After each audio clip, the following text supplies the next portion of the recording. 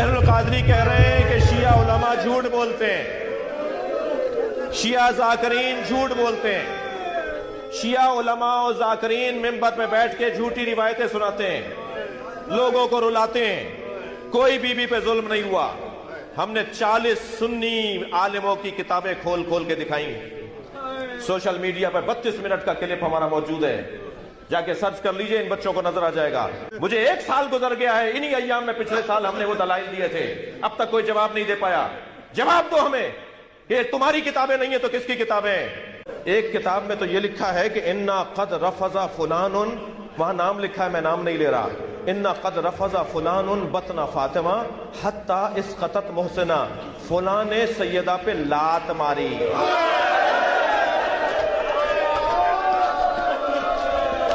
حَتَّى اِسْقَطَتْ مُحْسِنَا، جس کی وجہ سے محسن شہید ہو گیا۔ اہل تشیع کے ممبروں سے عموماً بڑے ذمہ دار علماء کی جانب سے بھی سیدنا عمر فاروق رضی اللہ عنہ کو نعوذ باللہ سیدہ فاطمہ سلام اللہ علیہا کے قاتل کے طور پر پیش کیا جاتا نعوذ ہے۔ باللہ من ذالک۔ علی بھائی، اس حوالے سے آپ کا موقف کیا ہے؟ مصائب جتنے بیان کرتے ہیں پہلے ان کی آپ سند ثابت کریں۔ اگر آپ اس کو ڈیپ ڈگ کریں گے، دنیا کی جتنی کتابوں میں سیدنا عمر پہ یہ الزام لگایا گیا کہ وہ نعوذ باللہ حضرت فاطمہ کے قاتل ہیں،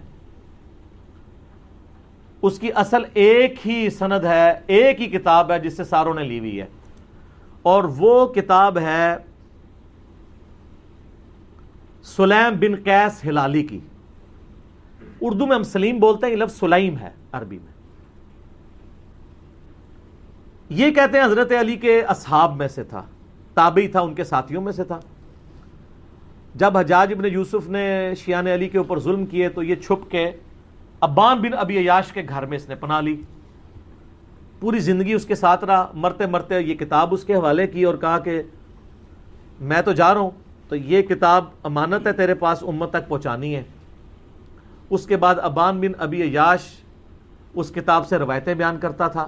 اب یہ نہیں پتا کہ یہ روایت اس کتاب میں لکھی بھی ہوئی تھی کہ نہیں، یہ وہ خود سے بیان کرتا تھا، کیونکہ ابان بن ابی عیاش خود کذاب ہے۔ کذاب بندہ اگر روایت بیان کر رہا ہو تو اس کی اتھینٹسٹی خود ہی ختم ہو جاتی ہے۔ ابان بن ابی عیاش وہ ہے جس کو صحیح مسلم کے مقدمے میں امام مسلم نے لکھا ہے کہ یہ کذاب، جھوٹا راوی ہے۔ بلکہ 2 تابعین، تبع تابعین آپس میں ملاقات کرتے ہیں تو اور وہ اس کو بتاتا ہے کہ میں نے جو ہے وہ 1000 سے زیادہ حدیثیں ابان بن ابی عیاش سے سنی ہیں، اور وہ کہتا ہے پھر میں نے نبی الاسلام کی خواب میں زیارت کی تو آپ نے صرف 5 یا 6 حدیثوں کی تصدیق کی، باقی سب پہ آپ نے فرمایا میری حدیثیں ہی نہیں ہیں۔ ابان بن ابی عیاش کا یہ حال ہے۔ یہ 140 ہجری میں یا 146 ہجری میں فوت ہوا ہے۔ کذاب، یہ اس نے واقعہ گھاڑ کے بیان کیا ہے۔ دنیا میں جہاں بھی آپ کو واقعہ ملے گا نا، ابان بن ابی عیاش کے حوالے سے ملے گا، اور وہ کہے گا جی مجھے جو کتاب ملی تھی سلیم بن قیس ہلالی کی، اس سے۔ اور یہ نہ سمجھیے گا یہ صرف سنی سے کہہ رہے ہیں کذاب ہے۔ علامہ خوئی جو ہیں اہل تشیع کے، وہ بھی کذاب سمجھتے ہیں اسے۔ شیعہ کے نزدیک بھی جھوٹا راوی ہے، لیکن یہ سودا چونکہ وہ ذاکرین نے بیچنا تھا، اور مجھے دکھ ہے بعض علماء بھی یہ سودا بیچ رہے ہیں شیعہ کے۔ ان کو تو کم از کم شرم و حیا کرنی چاہیے کہ اس کی سند ثابت بھی ہے کہ نہیں۔ پہلے تو سند کے ساتھ واقعہ ثابت کریں، اگلی بات تو بعد میں ہوگی۔ جب ایک چیز ثابت ہی نہیں ہے اور آپ وہ سودا بیچ رہے ہیں اور اتنی بڑی بات کر رہے ہیں، بالکل جھوٹا واقعہ ہے یہ۔ کوئی سیدنا عمر قاتل فاطمہ نہیں ہے، ورنہ مولا علی پوری زندگی کبھی بھی کمپرومائز نہ کرتے۔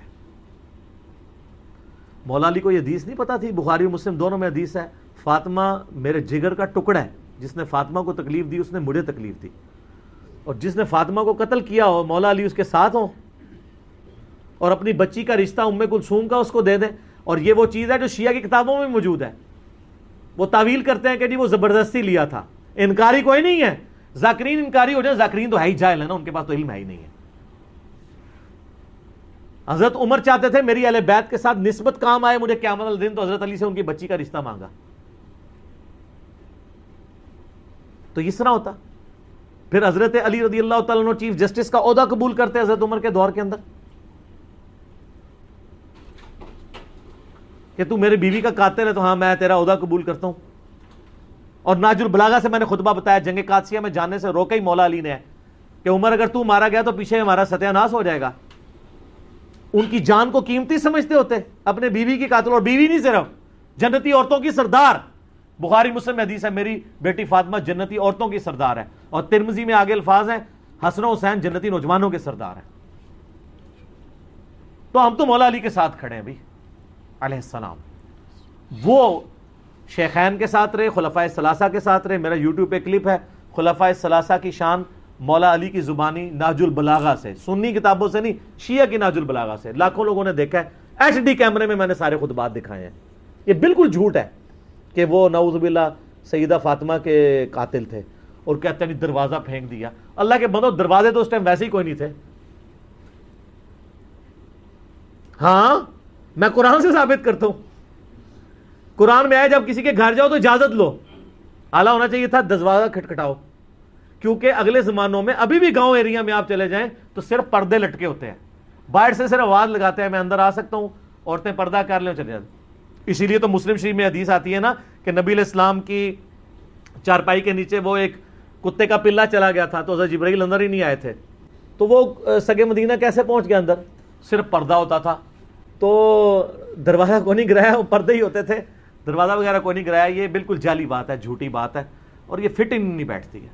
باقی رہ گیا باغ فدق والا مسئلہ, اس کے اوپر بھی میں نے مختصر گفتگو کی تھی کہ یہ مینیجریل ایشو تھا. اس کو اگر آپ اس حوالے سے ویسے لیں گے تو میرے بھائی پھر مسئلہ جو ہے وہ ابو بکر عمر کا نہیں ہے, مسئلہ پھر مولا علی کا بھی بن جائے گا, چاہے وہ امت کے مفاد میں بھی ہو.